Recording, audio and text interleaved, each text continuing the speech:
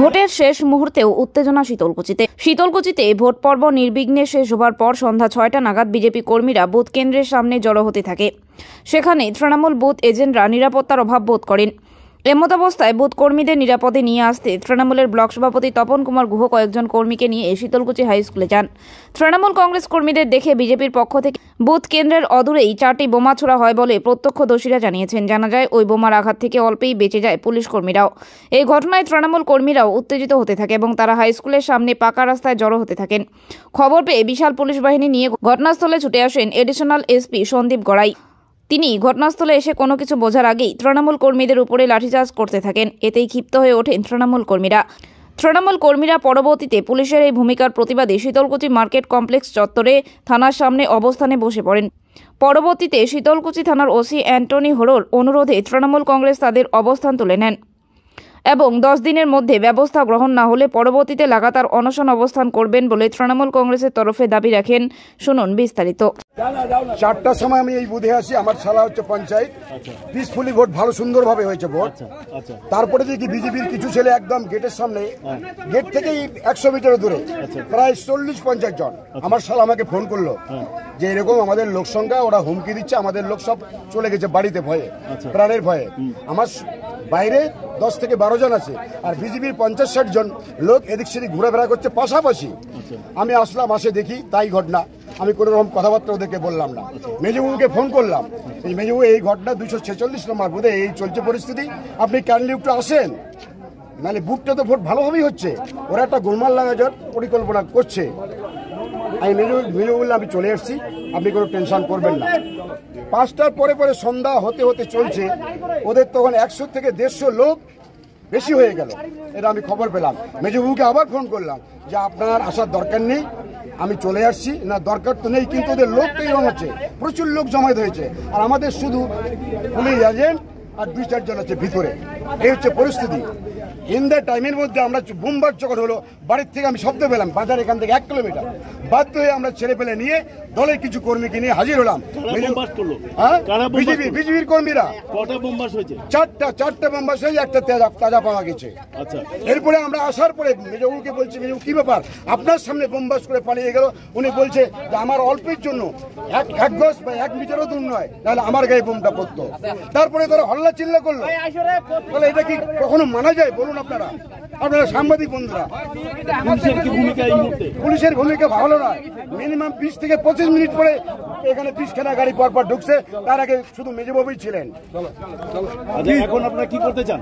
আমরা বৃহত্তর আন্দোলনে নামবো, দরকার হলে মুখ্যমন্ত্রীর কাছে আমরা যাব। আমাদের ব্লক সভাপতির গায়ে কেন হাত দিল পুলিশ? প্রস্তাব হচ্ছে যারা এইখানে যেটা ছিল, আমাদের কাছে যেটা ছিল ইভিএম লুট করার, তার প্রমাণ আমার মোবাইলে আছে। আমি মোবাইলটা যদি আপনারা চান, আমি 4টা 7 মিনিটে আমি মেসেজ পাঠিয়েছি। একটা প্রশাসন তাদের নিজস্ব দায়িত্ব থাকা উচিত ছিল, তাদের গোয়েন্দা দপ্তর থাকা উচিত ছিল। যখন এই খবরটা পেয়েছেন তাদেরও যাচ করা উচিত ছিল। আমরা সাধারণ মানুষ হিসাবে যেটা জানতে পেরেছি, পুলিশের এটা আরো আগে জানা উচিত ছিল। কিন্তু এখন বুথের পরিস্থিতি কি আছে? এখন বুথের পরিস্থিতি কি আছে? বুথের না, সব বুথ শান্তিপূর্ণভাবে ভোট হয়ে গেছে। মারধর করলো না আমার উপরে, নিশ্চয় আমাদের উপরে ছিল, যেহেতু আমরা এসেছিলাম, যেহেতু আমাদের 2 জন পুলিশ এজেন্ট এবং আরো 2-4 জন ছিলেন, তাদেরকে আমরা নিরাপদে নিয়ে যাওয়ার জন্য আমি এসেছিলাম, আমরা নিতে এসেছিলাম। মেজবাবু বলেন আপনাদের যেতে হবে না, আমরা বের করে দেবো। আমরা পেছনে মেজবাবুর পেছনে দাঁড়িয়েছিলাম। ঠিক এই মুহূর্তে সেখানে প্রায় 150 থেকে 200 লোক বিজেপি দাঁড়িয়েছিল, ওখানে বসেছিল। তারা 10 থেকে 15 মিটার দূরে, তারা ওখান থেকে পরপর 4টে বোম নিক্ষেপ করলো। সেক্ষেত্রে পুলিশের কি ভূমিকা ছিল? কোনো ভূমিকা ছিল না। একজন সাব ইন্সপেক্টর, 2 জন পুলিশ, তারা গাড়ি নিয়ে পালিয়ে গেলেন, চলে গেলেন গাড়ি নিয়ে, আর মেজবাবু ওখানে দাঁড়িয়েছিলেন। আপনার উপর কারা মারধর করলো আপনাদের কর্মীদের? আমরা বলি যারা এসছেন পরবর্তীতে আধা ঘন্টা 1 ঘন্টা পরে যে পুলিশ স্টাফরা এসছেন, তারা না দেখে না জেনে আমাদের নিরীহ লোকগুলোর উপর আক্রমণ করা হতো। এভাবে প্রশাসন চলতে পারে না। প্রশাসন, আমরা নিরপেক্ষ বোধে প্রশাসন ভাবে থাকা উচিত।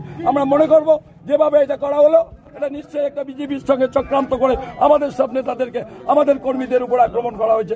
আমরা এটা ধরে নেব। এখন আপনাদের প্রশাসনের যে ভূমিকা, সেই ভূমিকা আমরা দেখেছি 2021 সালে দেবাশিস দলের সময়, আমরা দেখলাম, এবারও দেখলাম পুলিশের যে কি ভূমিকা সেটা আমরা বুঝতে পারলাম। পুলিশ প্রশাসন আমাদের বিরুদ্ধে। আমরা জবাব দেবো। বোমাবাজি করলে বিজেপি তৃণমূলের লোকের উপর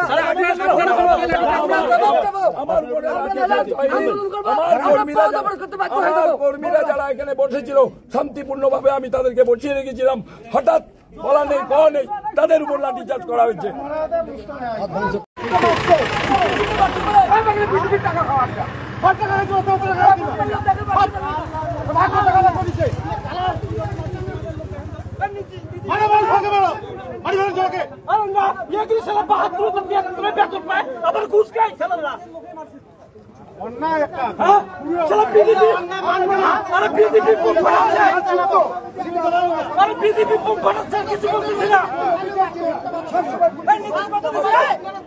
কি হচ্ছে এখানে? যদি সেন্ট্রাল ফোর্স মারতো আমরা মেনে নিতাম।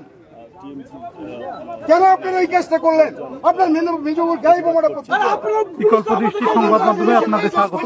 আমরা বর্তমানে রয়েছি শীতলকুচি কলেজের সামনে। এখানে কিছুক্ষণ আগে একটি অপ্রীতিকর ঘটনা ঘটেছে। আমরা সেই চিত্র পুলিশে আমাদেরকে পরে দিল, মাঠে দিয়ে বসেন।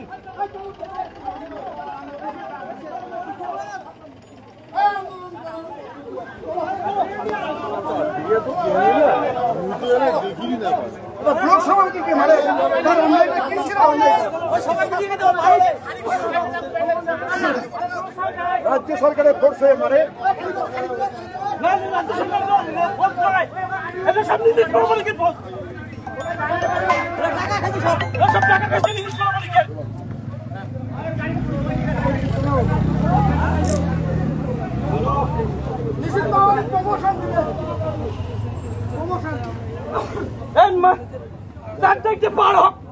পুলিশের কোথায়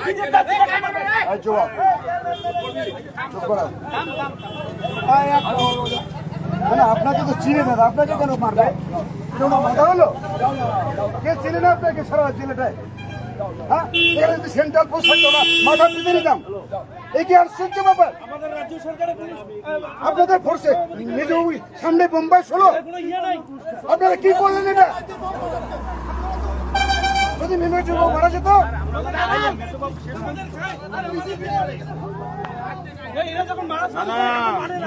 লোক পুলিশের গায়ে বোম মারলো,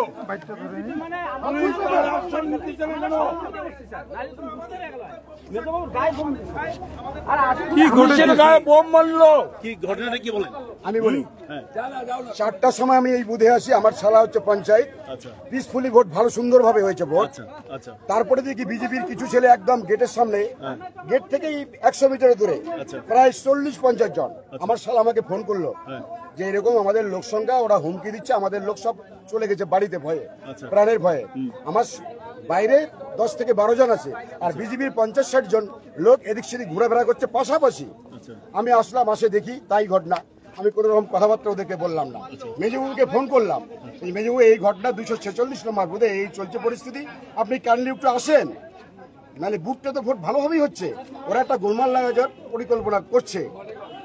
আমি মেজবাবু বললাম আমি চলে এসেছি, আপনি কোনো টেনশন করবেন না। 5টার পরে পরে সন্ধ্যা হতে হতে চলছে, ওদের তখন 100 থেকে 150 লোক বেশি হয়ে গেল। এটা আমি খবর পেলাম। মেজবাবুকে আবার ফোন করলাম যে আপনার আসার দরকার নেই, আমি চলে আসছি। না দরকার তো নেই, কিন্তু ওদের লোক তো এরকম হচ্ছে, প্রচুর লোক জমায়েত হয়েছে, আর আমাদের শুধু পুলিশ এজেন্ট আর 2-4 জন আছে ভিতরে। এই হচ্ছে পরিস্থিতি। ইন দ্য টাইমের মধ্যে আমরা বোমবার যখন হলো, বাড়ির থেকে আমি শব্দ পেলাম, বাজার এখান থেকে 1 কিলোমিটার, বাধ্য হয়ে আমরা ছেলে পেলে নিয়ে দলের কিছু কর্মীকে নিয়ে হাজির হলাম। বিজেপির কর্মীরা। কটা বোমবাস হয়েছে? 4টা বোমবাস হয়ে একটা তাজা পাওয়া গেছে। এরপরে আমরা আসার পরে মেজবাবুকে বলছি, মেজবাবু কি ব্যাপার, আপনার সামনে বোমবাস করে পালিয়ে গেল? উনি বলছে যে আমার অল্পের জন্য 1 গজ বা 1 মিটারও দূর নয়, তাহলে আমার গায়ে বোমটা পড়তো।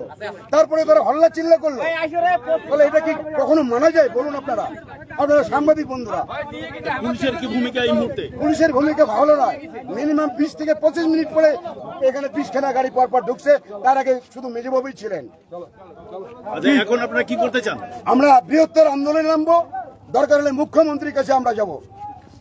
আমাদের ব্লক সভাপতির গায়ে কেন হাত দিল পুলিশ? আমাদের প্রস্তাব হচ্ছে যারা এইখানে খাড়া কুচবিহার জেলার শীতলকুচি শান্তিপূর্ণভাবে গত পঞ্চায়েত ভোট নির্বাচন সুষ্ঠুভাবে হয়েছে।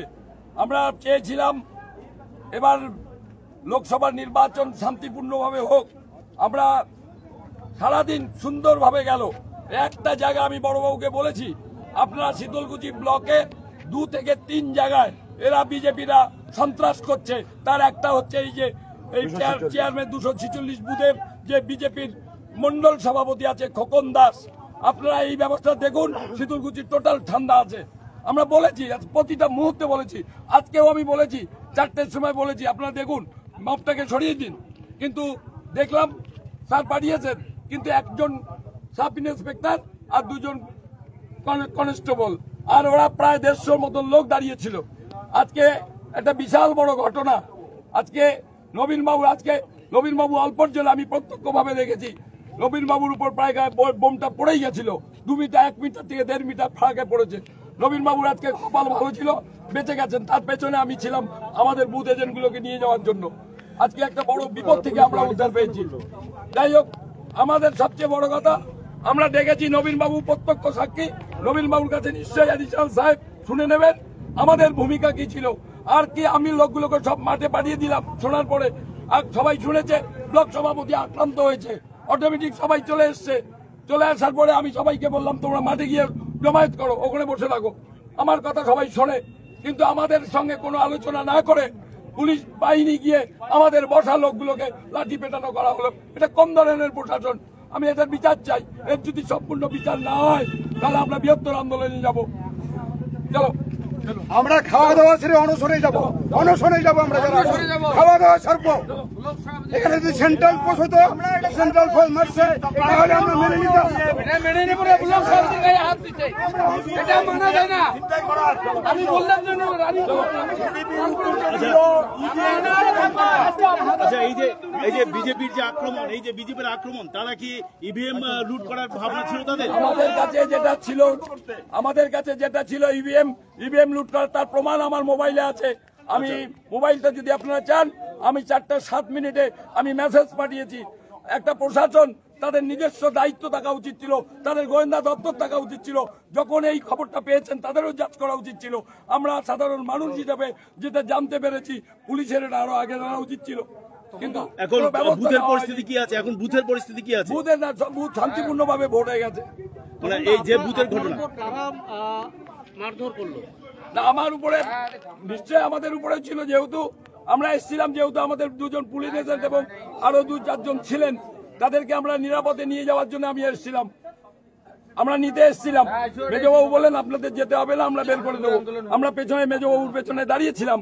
ঠিক এই মুহূর্তে সেখানে প্রায় 150 থেকে 200 লোক বিজেপি দাঁড়িয়েছিল, ওখানে বসেছিল। তারা 10 থেকে 15 মিটার দূরে, তারা ওখান থেকে পরপর 4টে বোম নিক্ষেপ করলো। সেক্ষেত্রে পুলিশের কি ভূমিকা ছিল? কোনো ভূমিকা ছিল না। একজন সাব ইন্সপেক্টর, 2 জন পুলিশ, তারা গাড়ি নিয়ে পালিয়ে গেলেন, চলে গেলেন গাড়ি নিয়ে, আর মেজবাবু ওখানে দাঁড়িয়েছিলেন। আপনার উপর কারা মারধর করলো আপনাদের কর্মীদের? আমরা বলি যারা এসছেন পরবর্তীতে আধা ঘন্টা 1 ঘন্টা পরে যে পুলিশ স্টাফরা এসছেন, তারা না দেখে না জুড়ে আমাদের নিরীহ লোকগুলোর উপর আক্রমণ করা হতো। এভাবে প্রশাসন চলতে পারে না। প্রশাসন, আমরা নিরপেক্ষ প্রশাসন ভাবে থাকা উচিত। আমরা মনে করব যেভাবে এটা করা হলো, এটা নিশ্চয়ই একটা বিজেপির সঙ্গে চক্রান্ত করে আমাদের সব নেতাদেরকে, আমাদের কর্মীদের উপর আক্রমণ করা হয়েছে। আমরা এটা ধরে নেব। এখন আপনাদের প্রশাসনের যে ভূমিকা, সেই ভূমিকা আমরা দেখেছি 2021 সালে দেবাশিস দলের সময়, আমরা দেখলাম, এবারও দেখলাম। পুলিশের যে কি ভূমিকা সেটা আমরা বুঝতে পারলাম। পুলিশ প্রশাসন আমাদের বিরুদ্ধে। আমরা জবাব দেবো। বোমাবাজি করলে বিজেপি তৃণমূলের লোকের উপর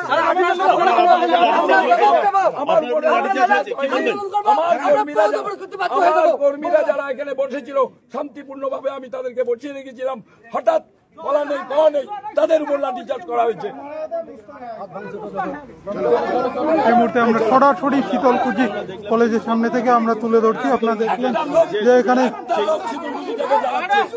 উত্তপ্ত হয়ে উঠেছে শীতলকুচি। আপনারা দেখছেন এখানে রয়েছে পুলিশ প্রশাসন, কেন্দ্রীয় বাহিনী। যখন হওয়ার কারণে তারা সেখানে বোমাবাজি করেছে। পুলিশের ভূমিকা সম্পর্কে শীতলকুচি তৃণমূল কংগ্রেসের মন্তব্য আমরা শোনালাম যে পুলিশের ভূমিকা সম্পর্কে তার মন্তব্য আমরা সেটা আপনাদেরকে শুনিয়েছি। এই মুহূর্তে পুলিশ এখানে শীতলকুচি থানার ওসি এখানে রয়েছে অ্যান্টনি হর, তিনি তৃণমূল সভাপতিকে অনুরোধ করছেন এখান থেকে চলে যাওয়ার জন্য। আমরা তেমনটাই এখানে দেখছি, যদিও পুলিশ মোতায়েন এখানে রয়েছে। এখানে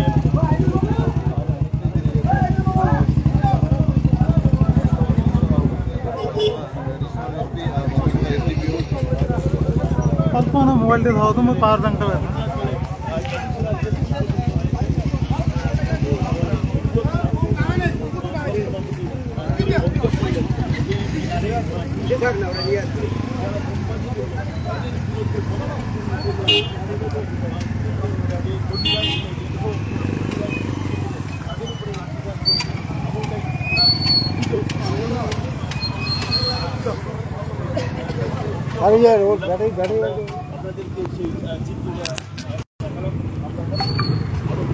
এই মুহূর্তে আমরা সরাসরি শীতলকুচি থেকে তুলে ধরছি। আপনারা দেখতে পাচ্ছেন এই ভোট শেষ হওয়ার পরের মুহূর্তে এখানে উত্তপ্ত হয়ে উঠেছে শীতলকুচি। ঘটনাস্থলে রয়েছে শীতলকুচি থানার পুলিশ এবং কেন্দ্রীয় বাহিনী। আমরা সেই চিত্র সরাসরি তুলে ধরছি। ফের উত্তপ্ত শীতলকুচি।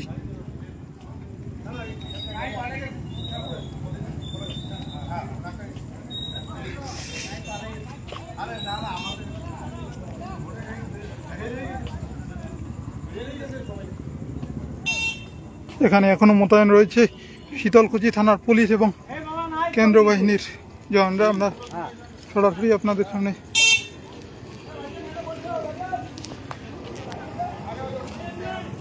তুলে ধরছি।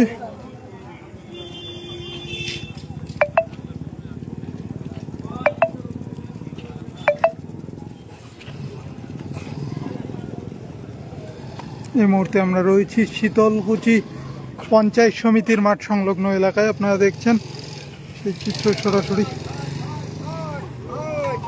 কিছুক্ষণ আগেই এখানে